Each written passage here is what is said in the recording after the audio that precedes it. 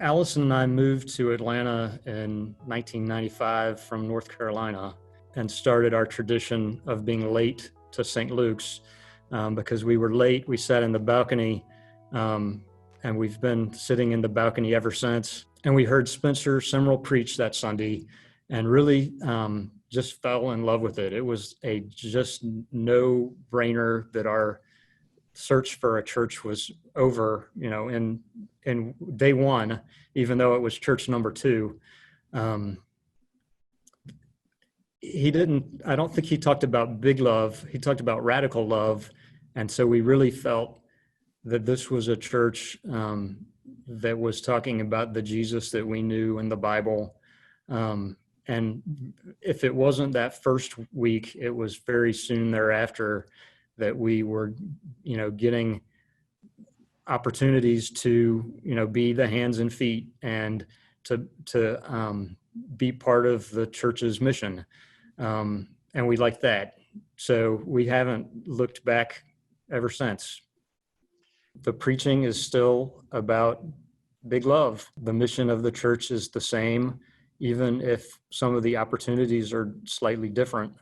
I guess the only thing that I would add is now that now it is our church, and that's pretty big, right? The friends that we have now are people that we met at St. Luke's in our 20s and 30s, and so there's just a big history there. Through every stage of our life. We started going to St. Luke's when we were, newly married, no kids. We were in a 4-year group early on with Sue McAvoy and Bruce Gunner and some other great folks who really, we really learned from about how we wanted to prioritize our lives as just starting out in our careers. Then, we had kids and we're in a community that loves them. We're learning about parenting from people like Jeff and Ann Kramer. So you just get late, now our kids grew up in the church. I mean, you talk about a blessing is to have your kids love the place that you love and the people you love. We give to St. Luke's because it's our church. It's really that simple. But all the incidental things that come from, what does it mean that it's our church? It's a little bit like, I think you've talked about before, thinking of it as being an investor. I think that's something I've heard from you. That's right. Yeah. So if you believe in the mission of the church, you will want to invest in it. But then I also see all these incidental benefits, right? The friendships that we've made over the past 25 years with people we might not have ever met had we not been at St. Luke's. Yeah. The people who have loved and supported our children because we are part of this church community. And even those aren't the reasons why we give. They're just huge incidental benefits. Yeah.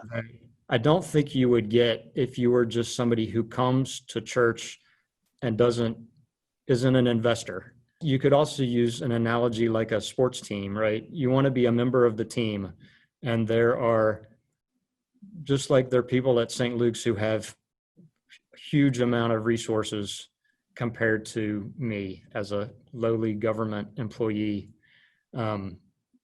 There are people on a sports team who are the starting quarterback, and maybe you're not a starter, maybe you're a reserve, maybe you're just special teams. But when you're part of the team, you go all out and you give 100% as much as you can, because the incidental benefit of doing that is you feel part of the team, right? When the team wins the championship and you haven't tried your best, you don't really feel the joy that you would, even if you're, second string special teams, but you did, you did what you needed to do when you were called on. I was thinking about this crazy time that we're living in right now and how kind of big love is here.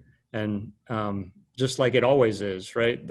The big love is here, whether you're in the shadow or whether, the shadowy valley, or whether you're in the green pastures and still waters. It's regardless, God is with us. One of my favorite Bible verses is 2 Timothy 1:7, that talks about the spirit that God gave us is not one of fear, but of love and power, and self-discipline. And sometimes I put the power and love together, right? It's a powerful love. Yeah. And so I really like that in this time, thinking about big love being something that